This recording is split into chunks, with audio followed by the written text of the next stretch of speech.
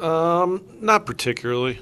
Obviously, last year was a different situation, a different story, but I think there's been plenty of challenges going into these playoffs that haven't, made it feel easier by any stretch. So, no, I wouldn't say that though.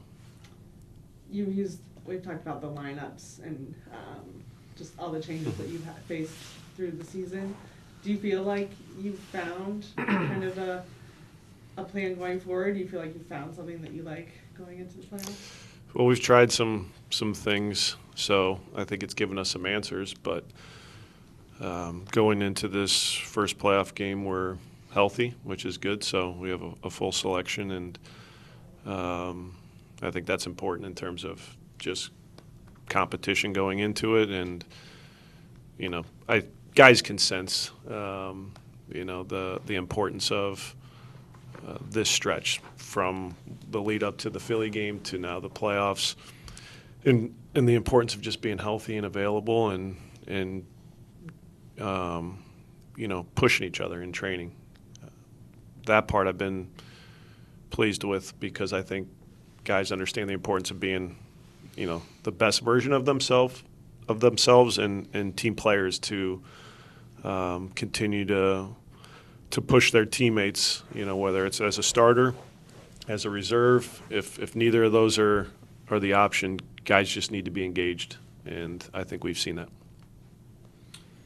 Pat, Lucho, I had a couple lovely controversial questions for you. You do. Lucho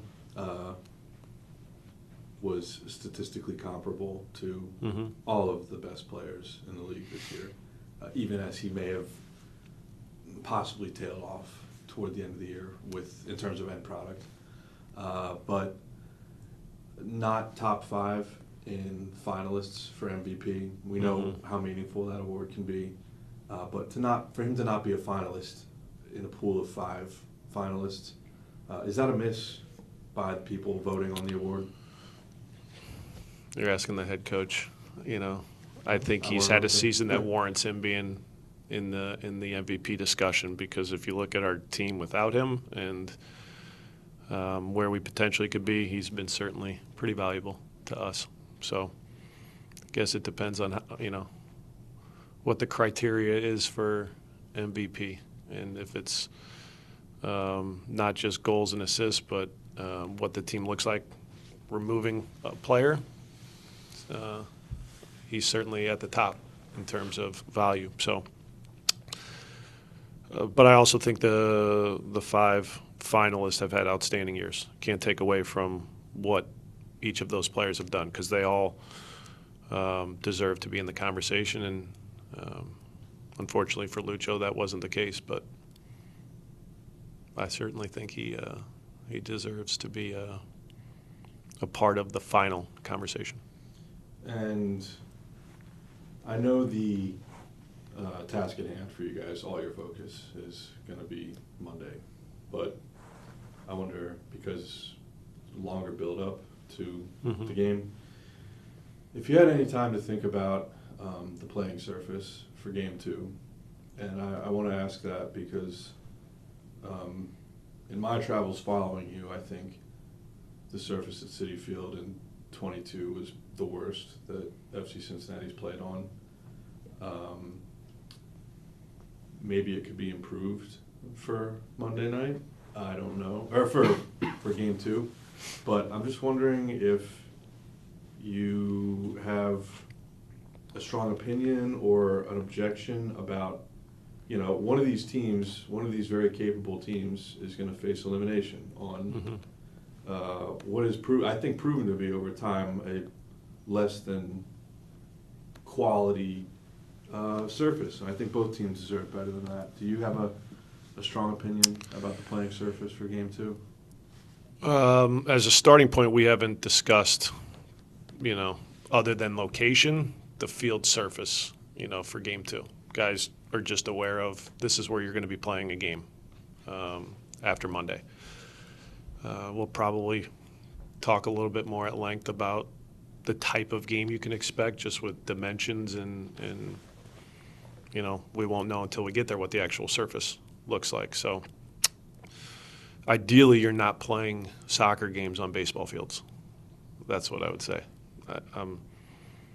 I'm pretty sure I'm not in the minority when I say that.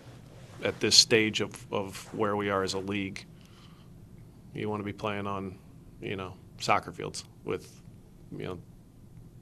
full dimensions. So, but both teams have to deal with it. If you're NYC, you're playing at Yankee Stadium, Citi Field, Red Bull Arena. That's tough. I don't envy that situation, but I think if you ask anybody that has been around the game long enough and the league long enough, you want to be playing in soccer-specific stadiums with full dimensions. But that certainly won't be an excuse going into the game as far as, do we like it or not? Tough. Pat, I'm sure we asked you this last year, and I'm sure I'll ask it again next year for the playoffs, but could you help quantify just how different playoff games versus regular season games can be, and what those differences may be? The pressure. I wouldn't say in this moment it feels the same as when you go into a single elimination, because this is the format. So it is unique in the sense that it's a format that doesn't start with, lose and go home. You have the option or the opportunity to win in the second game and the third game. So, but just the pressure around it, I would say the attention to detail, and at times you see maybe tactics take a back seat in certain moments to just, avoiding mistakes, competing the right way. So many little things become so much more important at this stage that you have to get right. And I think, we've seen that for the last 2 years of the difference of a regular season game and a best-of-3 game, a knockout game, of what you need to do and how you need to prepare yourselves to be successful. And then certainly on top of that, you have to get the approach right in positioning the players to go and win a game. But, it feels different. It should. And you realize that you have to be very connected in every aspect of the game. You have to get the set pieces right. All of these things, if you have one slip up, that's the difference at this stage. And there were things that we took from the Philly game where if we don't get some of those details right against NYC, the result can look different. And so it's a good challenge, but we focus on a lot of little things to help us go and win a game.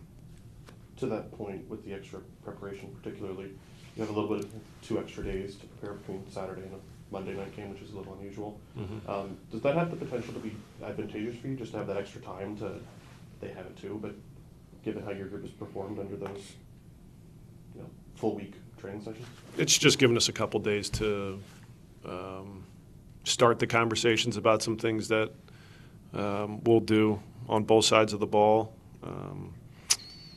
And like the lead up to Philly, I think we saw improvements of the understanding of some of those ideas in moving players around to try different things and have guys be prepared to do different things. You also get to this stage and when and again I'm talking about a best of 3, but when it's lose and go home type scenarios, oftentimes at the end of the games it could look frantic, and when there's desperation, you see things that you typically don't see. I think I said that in the previous years. Players in different spots, or a very aggressive approach or a very defensive approach, depending on the game state. You see a lot of that at the end of these games, and so everybody just needs to be so tuned in as the games are progressing for available players to understand how they can impact the game late. You guys have played NYCFC 3 times this year already. What did you learn from this most recent one a few weeks ago? Do you feel like, what are you expecting? That they're a good team, and they cause us problems when we're poor with our pressure, or when we lose individual duels. Because I've said it before, against teams with technically good players, with creative players, you can get the ideas and how you want to pressure, right? But you could still lose individual battles in 1v1 duels that open up the game and cause you problems. So we saw a little bit of that in our last matchup. We were poor with a couple of details when we had to defend closer to our goal, where they caused us problems and moved the ball well, pinned us in. When we turned the ball over in poor ways, they caused us a lot of trouble. So you just have to be cleaner with the ball. You can't lose the ball in ways that allow teams like that to have you chasing the game. What else from that game? They were really a better team. And so when we look back at that game, there's a lot of things that I think can be pretty clear as to how we can see a different game. But we have to understand that, I've said this for months now because we've played them a few times, that they've been trending in the right direction. And even going into this last game, I didn't realize the record leading up to our last matchup, because they hadn't been winning games, but it felt like they had, because I think they've been performing well. So a very good test for us.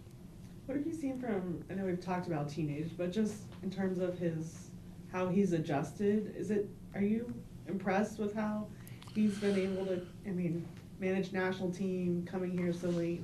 It seemed like he had his best game. He's made quick improvements. That part we've all been impressed with, because I think was the New York City his first start, and there was challenges in that game about releasing off the line and communication with the guys next to him and in front of him that you could see were off.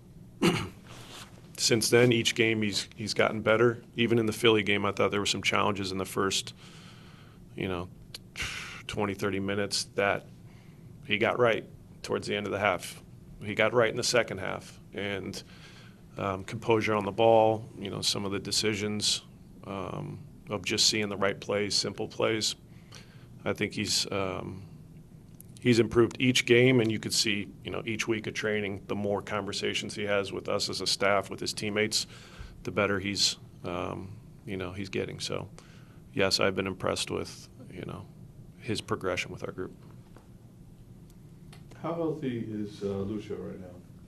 Healthy. He gets stepped on somehow or kicked somehow every day, it seems, but he's a tough kid. So, this is as healthy as I think he's been for, months, really. And given that, does he, we saw it earlier stages of the season, just him being ad-libbing on the field in the special ways that he can take over a game, win a game with one moment.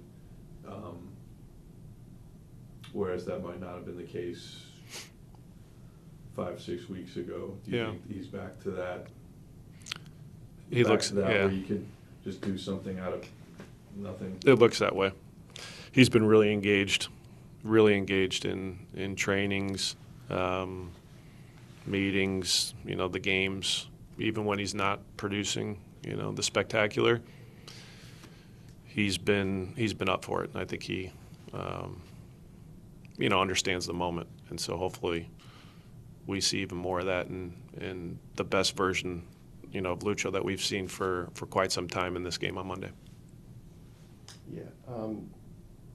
Pat, I was wondering, given the time of year, if you've had the opportunity to look back at the last year's playoff run, I was struck by the lack of continuity, how many starters are in that last playoff game are no longer here, and Mhm. difference in the lineup. But I was wondering if you had the opportunity to look back or even thought to look back, what are some of the differences and lessons you'd like to learn from that last playoff run as you start this one? I have not looked back at any of that. We have a totally different group that is certainly gone through a lot, over the last 8-10 months.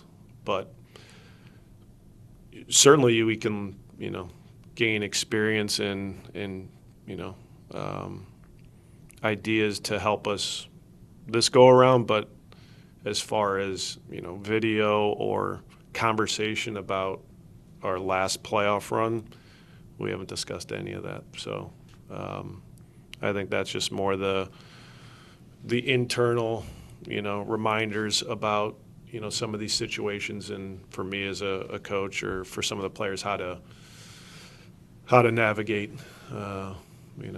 this 24 season. But no, that's not something that we're using as a comp for this year.